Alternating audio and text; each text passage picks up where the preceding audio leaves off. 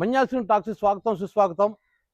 మావోయిజాన్ని అంటే మావోయిస్టుల్ని మార్చి 31, 2026 నాటికి పూర్తిగా నిర్మూలిస్తామని చెప్పేసి కేంద్ర ప్రభుత్వం ప్రకటించింది. అన్న విధంగానే మరి మావోయిస్టుల మీద దాడులు జరుగుతున్నాయి. అయితే ఇక్కడ ఒక విషయం మనం గమనించాలి.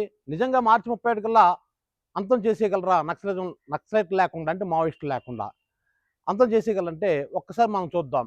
ఇది అసలు 1967లో పశ్చిమ బెంగాల్లో నక్సల్బరీ అనేటువంటి ప్రాంతంలో ప్రారంభమైన నక్సలిజం ఉద్యమం, అంటే ఆ ఊర్లో ప్రారంభమైంది కాబట్టి నక్సల్బరీలో ప్రారంభమైంది కాబట్టి నక్సలిజం అన్నారు. ఇప్పుడు దాన్ని మావోయిజం అంటున్నారు, మావోయిస్టులు అంటున్నారు, పేరు మార్చుకుంది అంతే.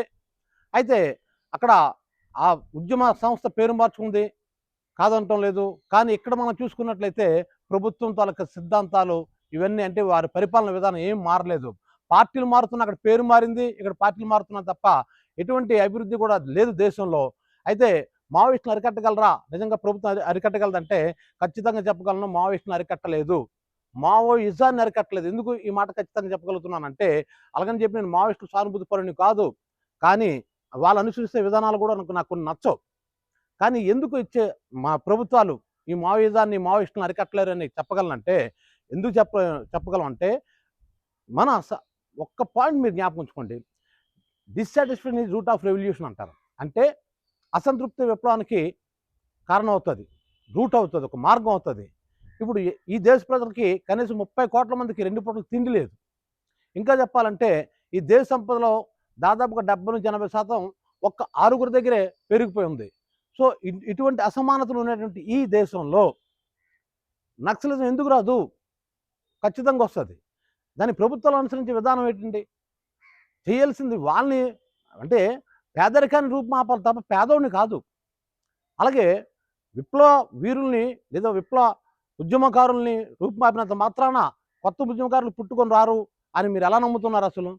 ఎందుకంటే సమాజంలో అసమానతలు, అవినీతి, లంచగొండుతనం ఇవన్నీ పెరిగిపోయినప్పుడు ఇప్పుడు నక్సలైట్ని మీరు ఏరివచ్చు, కానీ కొత్తగా ఈ అసంతృప్తికి గురైన వాళ్ళు రారని నమ్మకం ఏంటి? కాబట్టి అది ఒక సిద్ధాంతం.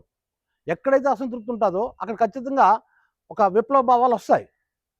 ఒక్కటి విషయం జ్ఞాపకం ఉంచుకోండి, ప్రభుత్వాలన్నింటికి మేము చెప్తుంది ఏంటంటే, రాష్ట్ర ప్రభుత్వం అయినా, లేదు కేంద్ర ప్రభుత్వం అయినా, లేదు ఇప్పుడు చంద్రబాబు ప్రభుత్వం అయినా, రేపు జగన్ ప్రభుత్వం ఏదొచ్చినా ఎవరొచ్చినా సరే ఒక్కటి మాత్రం జ్ఞాపకం ఉంచుకోవాలి, ప్రశ్నించే గొంతును నొక్కకండి. మీరు చేయాల్సిన పని ఏంటంటే, అవతలోడికి ప్రశ్నించే అవకాశం ఇవ్వకండి. అవకాశం ఇవ్వమంటే గొంతు నొక్కడం కాదు. అంటే ప్రభుత్వాలు తప్పుడు నిర్ణయాలు తీసుకోకపోతే ఎవడు ప్రశ్నించడు కదా. అప్పుడు విప్లవం ఎందుకు వస్తుంది? అసలు అందరికీ కూడు గూడు గుడ్డ ఉంటే అసలు విప్లవం ఎందుకు వస్తుంది? నక్సలైట్లు ఎందుకు తయారవుతారు? నిరుద్యోగం పెరిగిపోతుంటే అప్పుడు ఆటోమేటిక్గా యువతలోనే ఒక నిస్సహాయత వస్తుంది. అప్పుడు వాళ్ళు ఏం చేస్తారో తెలుసండి, అటు గంజాయి వైపు, డ్రగ్స్ వైపు, బ్యాడ్ హ్యాబిట్స్ వైపు వెళ్ళిపోవడం, లేదా విప్లవం వైపు వెళ్ళిపోవడం జరుగుతుంది. ఎందుకంటే తన జీవితం మీద తనకి విరక్తి వస్తే కొంతమంది బ్యాడ్ హ్యాబిట్స్కి వెళ్ళిపోతే, మరికొంతమంది ఏం చేస్తారంటే నా పేదరికానికి కారణం, నా నిరుద్యోగానికి కారణం, నా స్థితికి కారణం ప్రభుత్వాలని చెప్పి వీళ్ళు తుపాకి పట్టుకుని అడవుల్లోకి వెళ్ళిపోతారు. నేను మావోయిస్టులు కూడా మేము చెప్తుంది ఏంటంటే, అయ్యా మీరు ప్రపంచం అంతా ఇక్కడ ఉంటే మీరు అడవులు పట్టుకొని మీరు అక్కడ ఇచ్చేస్తే న్యాయం ఏం జరుగుతుంది? నేను దండకారణ్యం గురించి నేను మాట్లాడటం లేదు. అక్కడ ఆదివాసీలని సపోర్టుగా మావోయిస్టులు ఉన్నారు.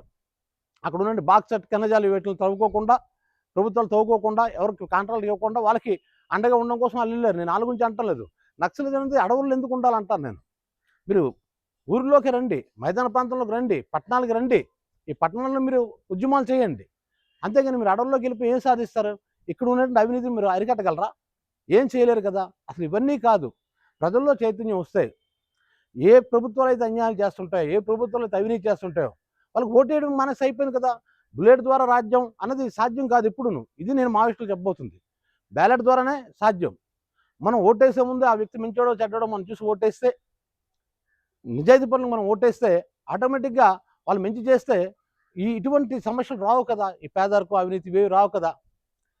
ఇక్కడ ప్రభుత్వాలు ఏం చేస్తారంటే లక్షల కోట్ల రూపాయలు కేవలం కొంతమంది పారిశ్రామికవేత్తలు ఇవ్వడం వల్ల, ఇది దేశ ప్రజలకు అందరికీ పంచవలసిన సంపద అందరికీ అందకపోవడం వల్ల, అవకాశాలు అందరికీ రాకపోవడం వల్ల ఎవరో కొద్దిమంది మాత్రం వస్తున్నారు, వాళ్ళు మాత్రం బాగుపడుతున్నారు, మిగతా ప్రజలు తిరుగుబాటు చేస్తున్నారు. అందుకే నిజానికి మావోయిజం కానీ నక్సలిజం ఏ పేరైనా మీరు పెట్టుకోండి, అసలు విప్లవాలు రాకుండా ఉండాలంటే మీరు సరిగ్గా పరిపాలిస్తే విప్లవం రాదు కదా. ఎంతమందిని అరికడతారు? ఓకే, ఇప్పుడు నక్సలైట్లందరూ అరికడతారు, కొత్తగా మన పుట్టుకొస్తే. కాబట్టి మనం చేయాల్సిన పని ఏంటి, ప్రభుత్వాలు చేయాల్సిన పని ఏంటంటే, మీరు దేశాన్ని ఒక మంచి మార్గంలోకి నడిపించండి. అవినీతి లేని రాజ్యం వైపు నడిపించండి.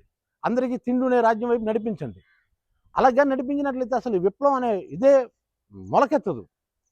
ఇదొక్కటే సమస్యకు పరిష్కారం. ఇక చూడండి దండకారణ్యం చాలామంది ఏం చెప్తున్నారంటే, ఒక పోలీస్ ఆఫీసర్ కూడా రిటైర్డ్ ఐపీఎస్ ఆఫీసర్ కూడా ఏం చెప్తున్నాడంటే, అసలు డెవలప్ చేయాలంటే అడవుల్లోకి రానివ్వటం లేదు కదా! కాంట్రాక్ట్‌ని చంపేస్తున్నారు. కాబట్టి గిరిజన ప్రాంతాలని డెవలప్ చేయలేకపోతున్నాం. ప్రభుత్వం డెవలప్ చేయలేకపోతున్నాం. ఇది కరెక్టే కాదంటం లేదు. ఎందుకంటే డెవలప్ చేయడానికి వెళ్ళేటప్పుడు ఆటోమేటిక్‌గా మావోయిస్టులను పట్టుకొని వెళ్ళి చంపడం గట్టా చేస్తున్నారని ఆరోపణలున్నాయి. నేనేం చెప్తానంటే, అలా కాకుండా మీరు ప్రభుత్వం, నక్సలైట్లిద్దరూ కలవండి. కలిసి ఓపెన్‌గా మీరు క్లియర్‌గా ఒక ప్రకటన చేయండి. బాబు ఉదాహరణకు ఒక దండకారణ్యం ఉంది. దాన్ని డెవలప్ చేయాలి. లేదు ఒక ప్రాంతం ఉంది, ఒక అడవి ఉంది. అడవి ప్రాంతం బాగు చేయాలని, గిరిజన ప్రాంతం బాగు చేయాలనుకోండి. అప్పుడు మీరేం చేస్తుంటే కాంట్రాక్ట్‌లు పెట్టకండి. ప్రభుత్వమే సొంతంగా డబ్బులు పెట్టండి.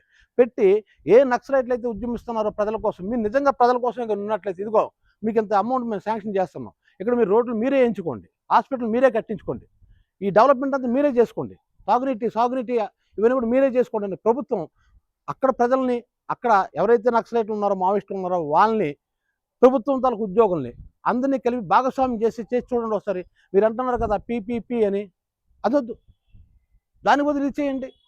మావోయిస్టులతోటి ఒక చర్చలో కూర్చొని నిజంగా మీకు పేద ప్రజల మీద కానీ అభిమానం ఉంటే, ప్రేమ ఉంటే, ఇదిగో ప్రభుత్వం ఇది శాంక్షన్ చేస్తుంది. మీరే దగ్గరుండి ఆ పనులన్నీ చేయించుకోండి అని చెప్పి చూడండి. అప్పుడు ఆటోమేటిక్‌గా ప్రజలకు కూడా మీ మీద నమ్మకం, ప్రభుత్వం మీద నమ్మకం కలుగుతుంది. అలా మావోయిస్టులు కూడాను కరెక్ట్ ఇది బాగుంది ఈ పాయింట్ అని చెప్పేసి వాళ్ళు కూడా ముందుకు రావడానికి అవకాశం ఉంటుంది. దేశంలో, రాష్ట్రంలో సాధనాలు కోవడానికి అవకాశం ఉంటుంది. దీని గురించి మరొకసారి మరొక వీడియోలో కూలంకషంగా మనం చర్చించుకుందాం. ఈ వీడియో మీకు నచ్చినట్లయితే మన్యాసిన టాక్స్‌కి లైక్ చేయండి, షేర్ చేయండి, సబ్స్క్రైబ్ చేయండి.